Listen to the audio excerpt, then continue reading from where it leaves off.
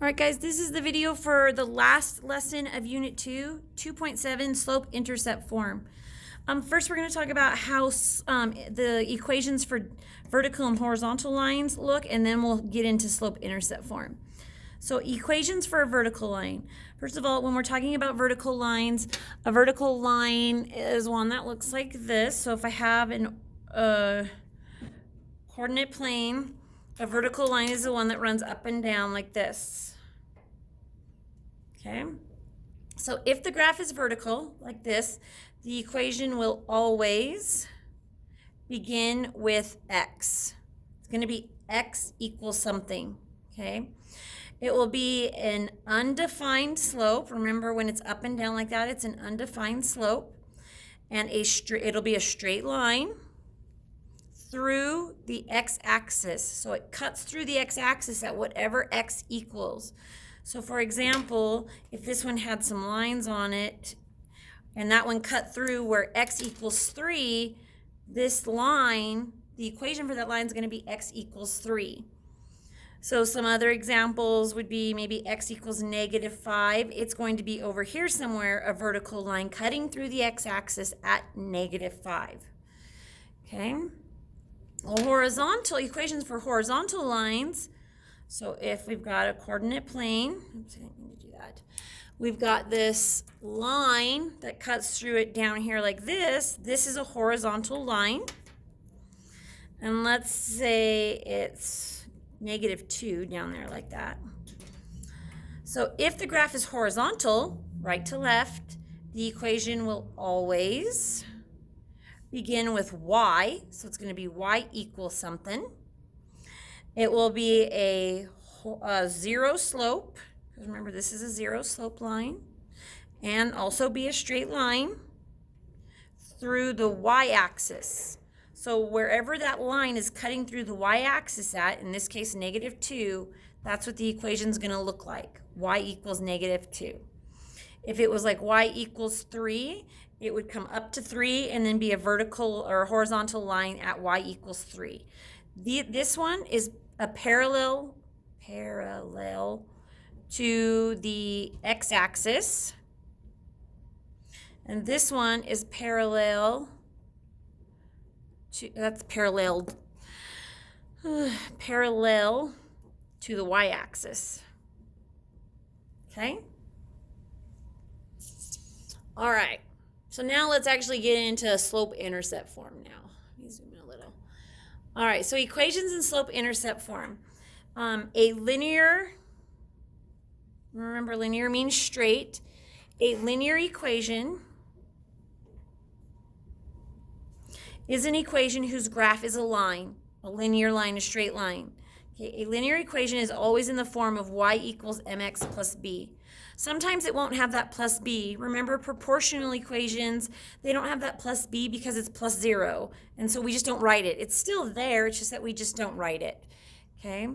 So let's talk about what each of these represent. So the y, like this y right here, you can color that in a different color if that will help. Y represents the y values. Like if we're talking about an ordered pair, that y is this y. Okay, they're the same. What am I on here? The m might help just to get a highlighter and color these in different colors. The m represents slope, which we learned just last lesson. Okay, or rate of change, or oh my gosh, I'm drawing a blank. Unit rate. And then the B right here, the B represents the y-intercept, where the line crosses the y-axis. Okay? And then the x, I know we didn't write that in here, but this x is just that x value right there. All right. So now let's talk about how we write a linear equation in slope-intercept form from a graph. So we've got this graph right here. These are the steps on how we'd write the linear equation in slope-intercept form. And it's really easy, you guys, I promise. So the first thing we're going to do is we're going to find the y-intercept.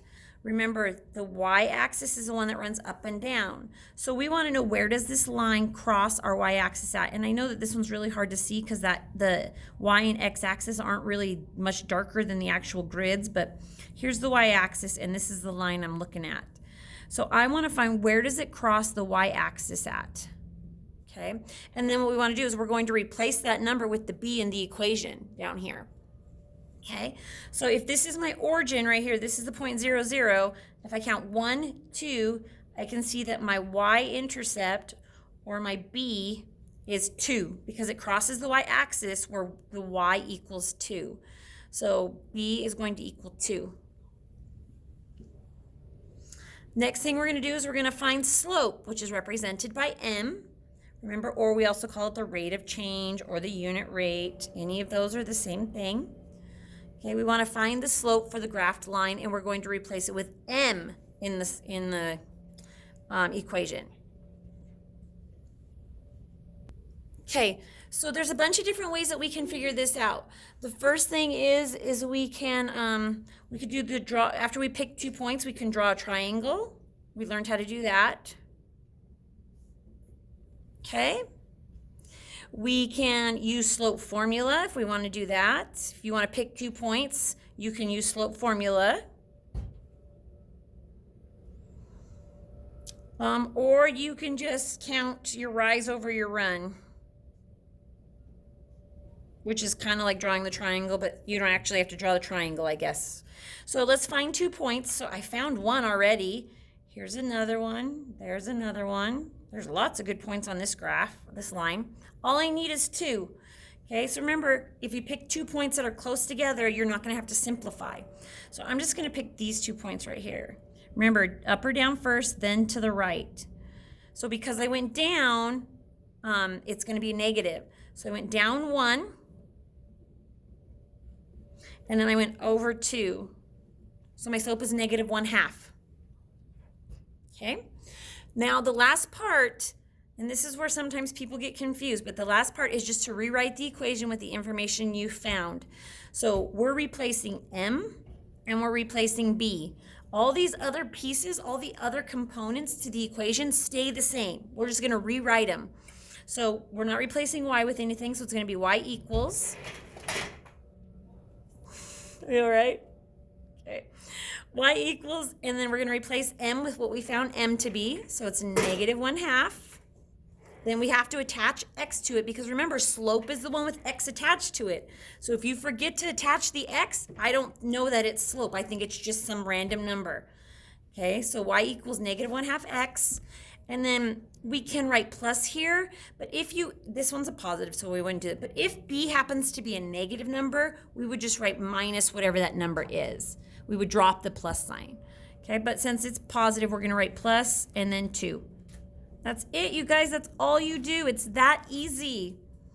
Okay, so let's try on the next page. Let's try 1, and then I'll leave the other. Actually, I'm going to do this one here, and I'm going to do the table one with you, and then you're going to do these 2 on your own. Okay, so step number 1, find where the line crosses the y-axis at. I'm trying to find my b, right, my y-intercept.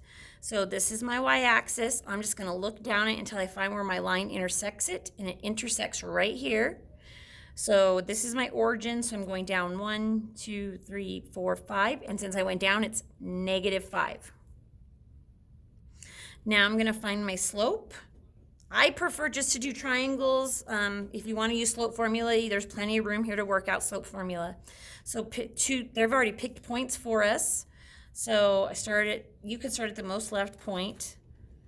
And we go down, which means it's negative, and then to the right. So I went down 1, 2, 3, 4, 5. And then I went over 1, 2. So my slope is negative 5/2. So now I'm just going to plug it into that formula or the slope intercept form. And if it helps, just rewrite it up here so that you always have it so you don't have to keep looking back and forth. So remember, all I'm replacing is my m and my b. The rest of it stays the same. So my y equals, and then m is negative 5/2. and then I attach the x to it so I know its slope.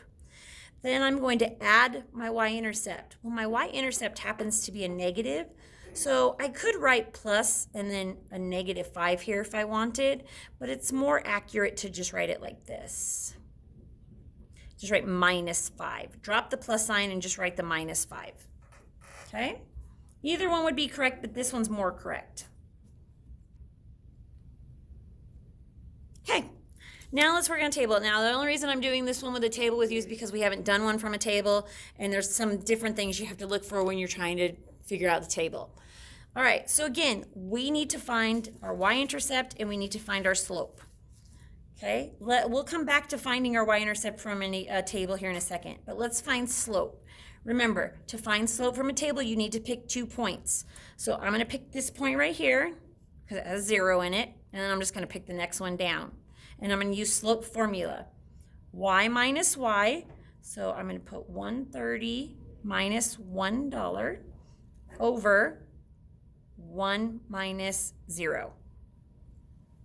Okay, so this is going to be 0.30 over 1, which more accurately, you could change it to 1/3 because 0.30 is 1/3, or you could just write that your m equals 0.30. Or 3 even, you could just drop the 30. But if you want to change this to a fraction, put it in your calculator will change it to a fraction for you. Okay, now let's talk about how to find slope from a table. Remember, when we're talking about where my line crosses my y-axis at, if I was to write this as an ordered pair, it would look like this. I don't go over at all, so my x is 0, and then I came down 5. Your y-intercept on a table is wherever x equals 0 at. Okay, so let's look at this table. This is my x, this is my y. Wherever x equals 0, that corresponding y is your y-intercept. So here's where my x equals 0. My y-intercept is 1, or $1. Okay? So you can just write 1, you don't have to write $1. So now we're just gonna plug that into the formula. So y equals, my m is 0.30, attach my x to it, and then my b is a 1, so I would just write plus 1. That's it. Okay, you write the equations for the other two and make sure I see it. Thanks, guys.